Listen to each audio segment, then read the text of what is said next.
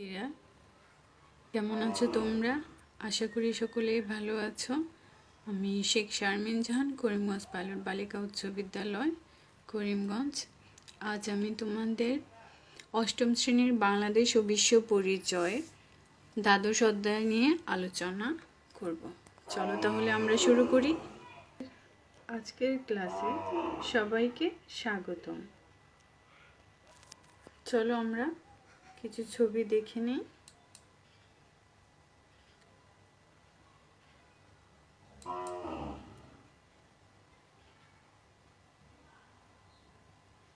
এখানে আমরা দুইটি ছবি দেখতে পাচ্ছি। উপরের ছবি দুইটি দিয়ে কি বোঝা যায়? উপরের ছবি দুটি, একটি হলো মৎস্য সম্পদ, আরেকটি হলো কি সুন্দর প্রাকৃতিক দৃশ্য, সুন্দরবন। তাহলে আজকে আমাদের পাঠ শিরোনাম বাংলাদেশের প্রাকৃতিক সম্পদ। ছবির দৃশ্যগুলো বাংলাদেশের কোন ধরনের সম্পদ? প্রাকৃতিক সম্পদ।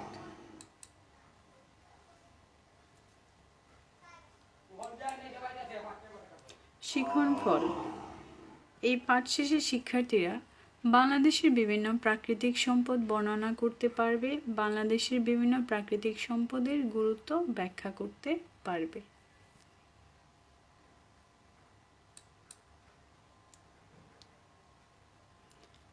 বাংলাদেশের প্রাকৃতিক সম্পদ। যদি বলি প্রাকৃতিক সম্পদ কাকে বলে? প্রাকৃতিক সম্পদ প্রকৃতির কাছ থেকে পাওয়া সব বস্তুকে প্রাকৃতিক সম্পদ বলা হয়। মানুষ প্রকৃতি থেকেই এসব সম্পদ আহরণ করে।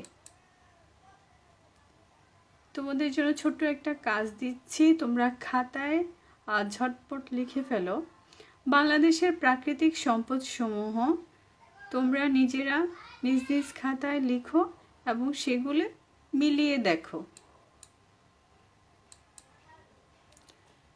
বাংলাদেশের প্রাকৃতিক সম্পদ: পানি, বায়ু, গাছপালা, জীবজন্তু, ফসল, খনিজ দ্রব্য, বনজ সম্পদ, মৎস্য সম্পদ, সমুদ্র সম্পদ। মাটি।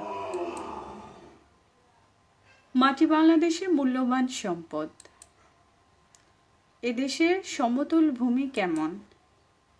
এদেশের সমতল ভূমি খুবই উর্বর। এদেশের বেশিরভাগ এলাকায় বছরে কয়টি ফসল উৎপন্ন হয়? বেশিরভাগ এলাকায় 3টি ফসল উৎপন্ন হয়। মাটি। দেশে কত ভাগ অঞ্চল পাহাড়ি এলাকা? দেশের 10 ভাগের 1 ভাগ অঞ্চল পাহাড়ি এলাকা। পাহাড়ে কি কি পাওয়া যায়? পাহাড়ে প্রাণীজ, বনজ, খনিজ সম্পদ পাওয়া যায়। নদ নদী। বাংলাদেশ একটি নদীমাতৃক দেশ।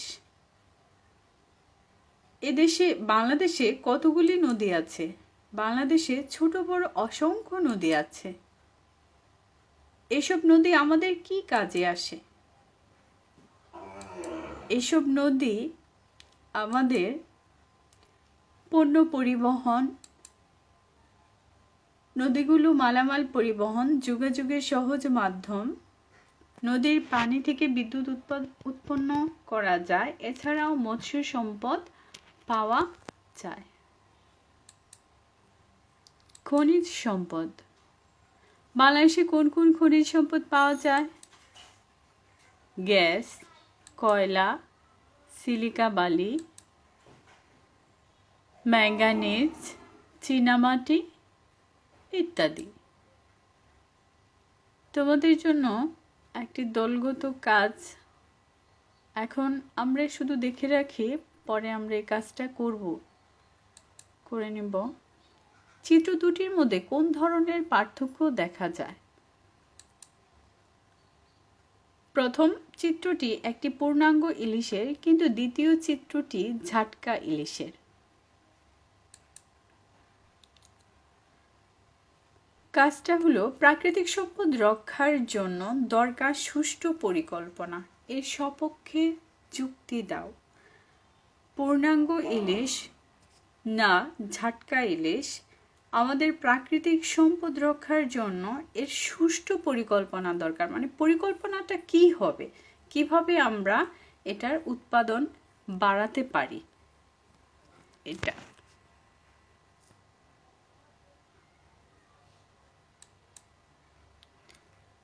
বনজ সম্পদ, আমরা এই তথ্যগুলো একটু দেখি। বাংলাদেশের মোট বনভূমির পরিমাণ 24,938 বর্গ কিলোমিটার, যা দেশের মোট ভূভাগের 16 ভাগ। বনজ সম্পদ, বনে রয়েছে গাছপালা, নানা জাতের হরিণ। গাছপালা থেকে ঘরবাড়ি ও আসবাবপত্র তৈরি করা যায়, ছাড়াও আরও বিভিন্ন নানা ধরনের কাজ করা যায়। পশু পাখি, সুন্দরবনে রয়েছে নানা রকমের পশু পাখি যা প্রাকৃতিক শোভাবর্ধন করছে। এর গুরুত্ব, প্রাকৃতিক ভারসাম্য রক্ষার জন্য বনের গুরুত্ব অসীম।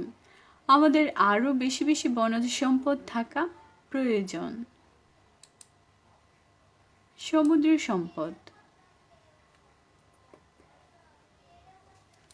সমুদ্র সম্পদ, সমুদ্র বাংলাদেশের দক্ষিণ অঞ্চল জুড়ে রয়েছে বঙ্গোপসাগর।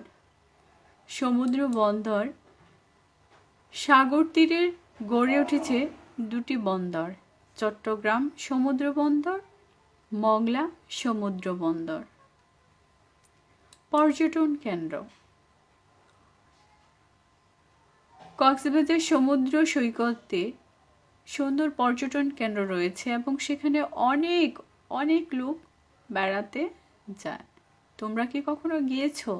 না গিয়ে থাকলে অবশ্যই সেখানে কি সময় সুযোগ হলে যাবে। মাছ আহরণ, সাগর থেকে প্রচুর মাছ আহরণ করা যায়। প্রাণী সম্পদ, বাংলাদেশে কি কি প্রাণী সম্পদ পাওয়া যায়? গরু, মহিষ, ছাগল, হাঁস, মুরগি, এগুলো ছাড়াও কবুতর, নানা প্রজাতির পাখি, এগুলোও কিন্তু আমাদের প্রাণীর সম্পদ। এগুলি ছাড়াও গৃহপালিত প্রাণী ছাড়াও কি নানা প্রজাতির পাখি আমাদের প্রাণীর সম্পদের অন্তর্ভুক্ত।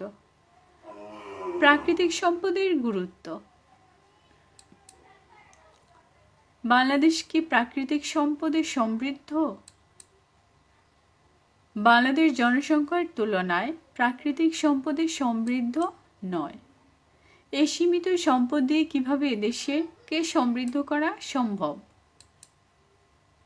সুষ্ঠু পরিকল্পনা করে এগুলোর যথাযথ ব্যবহার করতে পারলে সীমিত সম্পদ দিয়ে দেশ সমৃদ্ধ হতে পারে। চলো আমরা একটা ভিডিও দেখে নিই।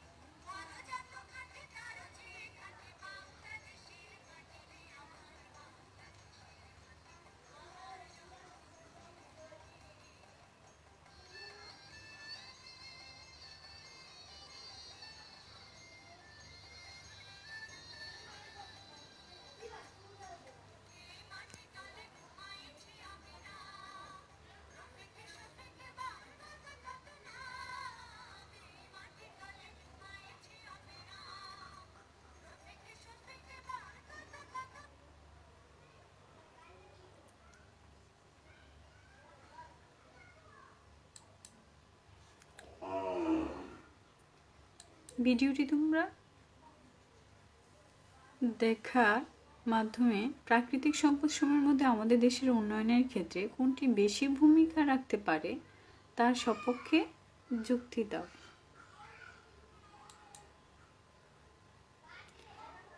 চলো আমরা কিছু প্রশ্নের উত্তর দিতে চেষ্টা করি।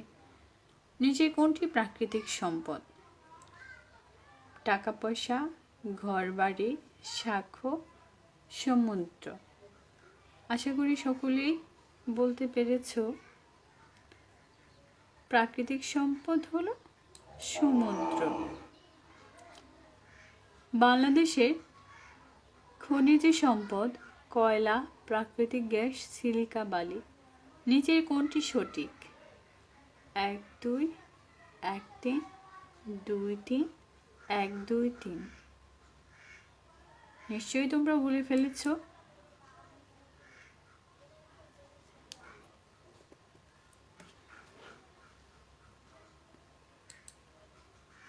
এক দুই তিন। আরেকটা বহু নির্বাচনী প্রশ্ন আমরা দেখি। সলিম মাঝি প্রতিদিন তার নৌকা চালিয়ে যমুনা নদী পাড়ি দিয়ে ধান, চাল ও অন্যান্য মালামাল এক পাড় থেকে অন্য পাড়ে আনা নেওয়া করে। সলিম মাঝি প্রাকৃতিক কোন সম্পদ কাজে লাগিয়ে জীবিকা নির্বাহ করে? সমুদ্র সম্পদ, নদী সম্পদ, বনজ সম্পদ, মাটি সম্পদ। নিশ্চয়ই তোমরা বলে ফেলেছ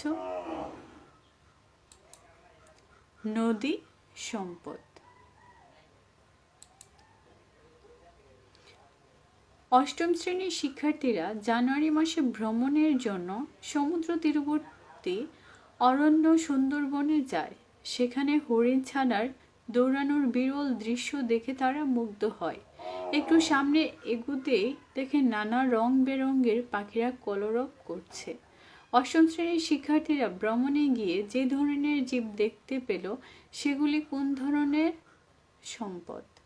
খনিজ সম্পদ, বনজ সম্পদ, সমুদ্র সম্পদ, প্রাণীজ সম্পদ। তোমরা বলে ফেলেছ অবশ্যই প্রাণীজ সম্পদ।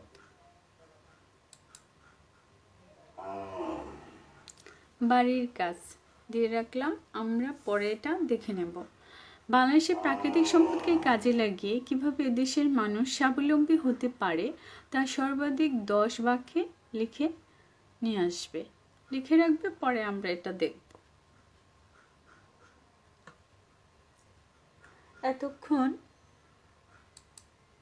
এতক্ষণ সাথে থাকার জন্য সবাইকে ধন্যবাদ। সবাই সুস্থ থাকবে, ভালো থাকবে। আল্লাহ হাফিজ।